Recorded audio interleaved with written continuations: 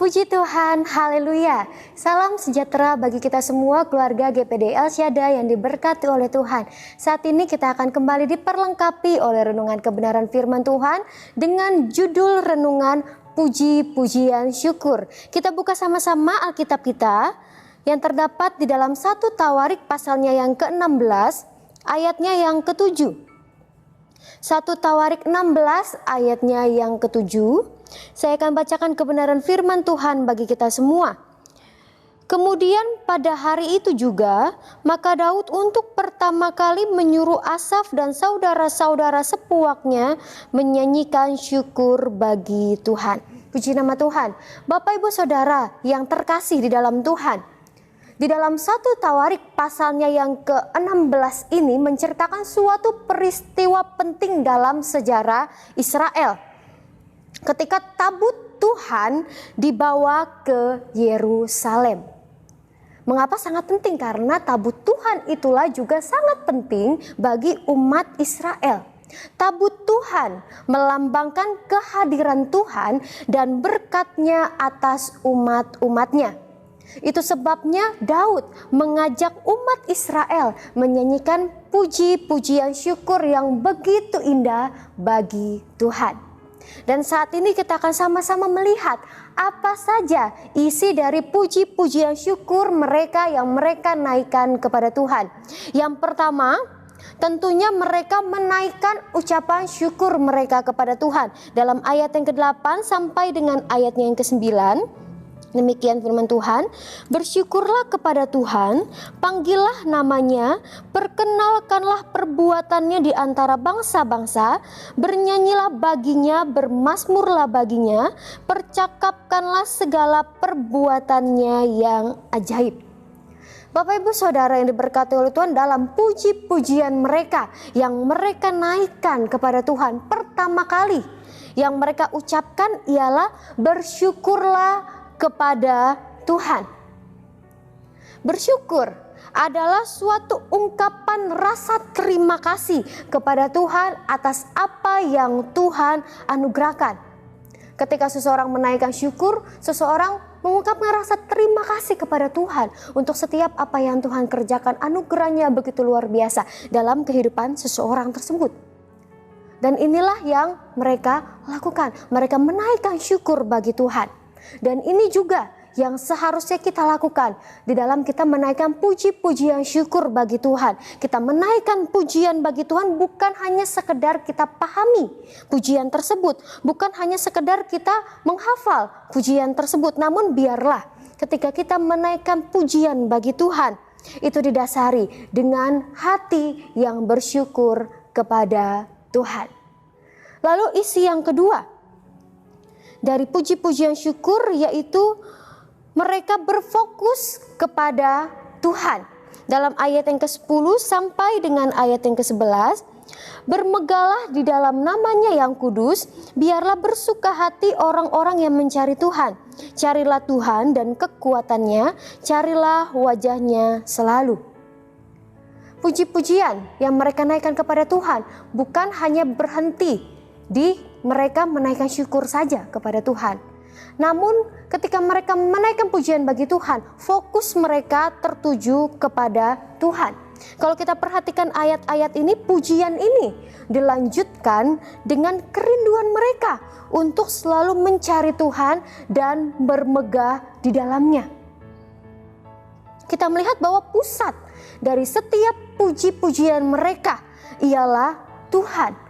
Fokus mereka hanya tertuju kepada Tuhan, bukan kepada diri mereka sendiri. Ini yang menjadi pelajaran penting di dalam setiap kehidupan kita ketika kita menaikkan puji-pujian bagi Tuhan. Ketika kita menaikkan puji-pujian, jangan hanya kita terfokus akan diri kita sendiri. Banyak orang yang salah berfokus dalam hal ini. Karena banyak orang yang lebih berfokus kepada diri sendiri akan indahnya suara yang dimiliki ataupun syair lagu yang indah, kata-kata yang dirangkai begitu indah. Padahal fokus yang utama ketika kita menaikkan pujian syukur kepada Tuhan yaitu hanyalah kepada Tuhan saja, sehingga kita pun dapat bermegah di dalam Tuhan. Sungguh indah Bapak Ibu Saudara ketika kita bermegah di dalam Dia, Allah yang menjadi juru selamat di dalam setiap kehidupan kita. Itulah isi pujian yang kedua. Lalu isi pujian yang ketiga yang mereka naikkan kepada Tuhan dengan mereka mengingat perbuatan-perbuatan ajaib yang Tuhan lakukan. Dalam ayat yang ke-12 sampai dengan ayat yang ke-13, ingatlah perbuatan-perbuatan ajaib yang dilakukannya, mujizat-mujizatnya dan penghukuman-penghukuman yang diucapkannya.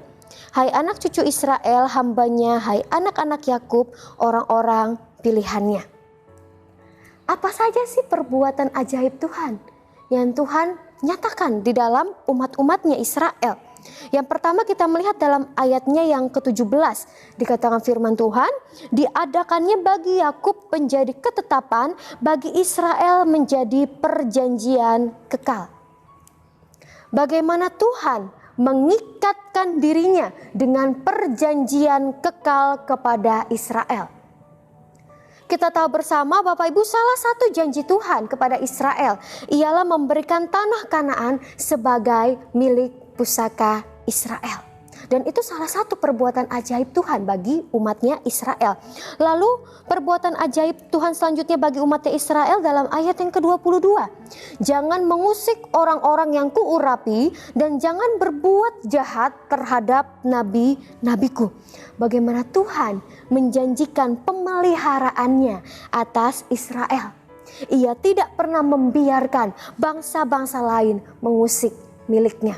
Dan ada masih banyak lagi perbuatan-perbuatan ajaib Tuhan yang Tuhan nyatakan bagi umatnya Israel. Begitu juga di dalam setiap kehidupan kita. Tentunya dari saat kita lahir pun kita sudah mengalami perbuatan ajaib Tuhan. Bahkan sampai dengan saat ini kita tentunya banyak mengalami perbuatan-perbuatan ajaib Tuhan. Marilah ingat selalu perbuatan-perbuatan ajaib Tuhan. Ketika kita menaikkan pujian dengan mengingat perbuatan-perbuatan ajaib Tuhan, kita sungguh merasakan indahnya kita menjadi miliknya Tuhan.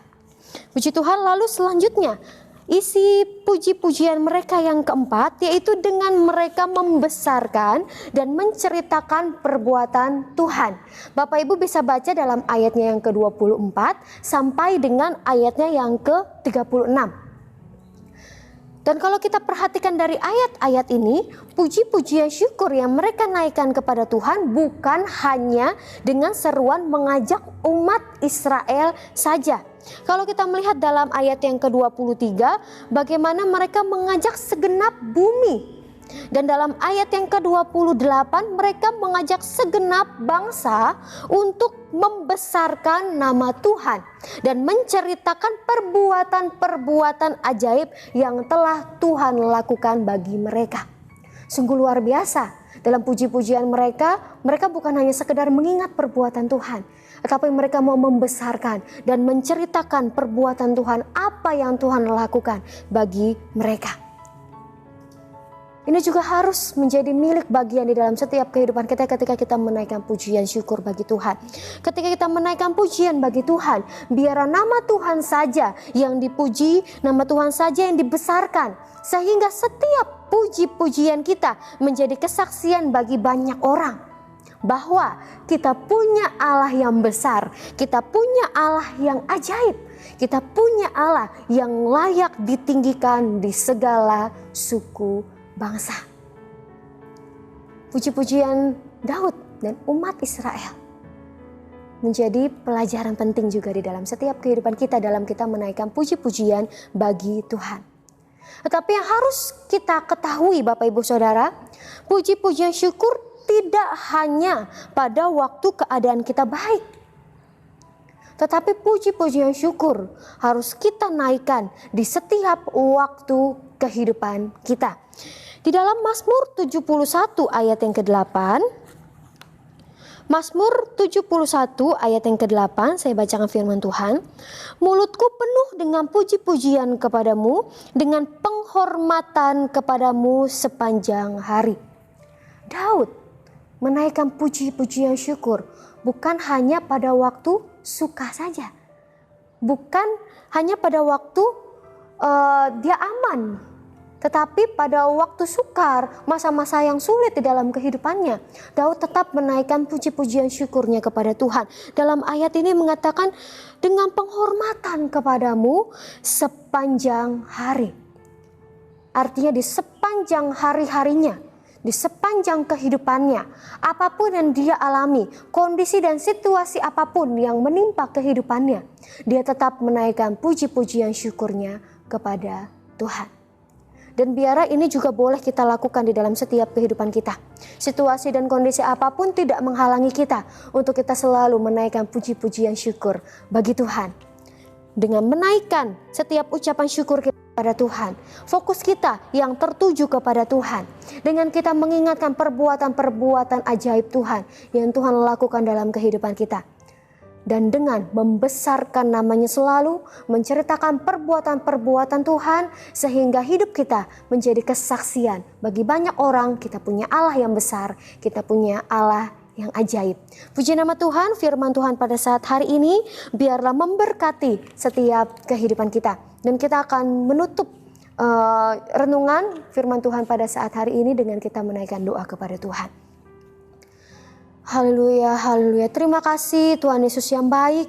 Biar nama-Mu saja yang dipuji, ditinggikan di segala bangsa. Kami memuji, memuliakan nama-Mu, Allah yang menjadi juru selamat di dalam setiap kehidupan kami. Allah yang selalu menyertai bersama-sama dengan kehidupan kami dan tidak pernah meninggalkan kami. Kami mau menaikkan setiap puji-pujian syukur kami kepada Tuhan di sepanjang kehidupan kami. Karena kami percaya Tuhan Yesus yang baik, Engkau Allah yang besar, Engkau Allah yang ajaib selalu di dalam setiap kehidupan kami. Ya Tuhan, curahkanlah air ke atas tanah yang haus dan hujan lebat ke atas tempat yang kering.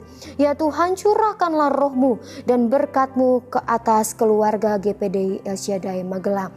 Kami mengucap syukur dan terima berkat kebenaran firman Tuhan di dalam nama Tuhan Yesus Kristus. Haleluya. Amin.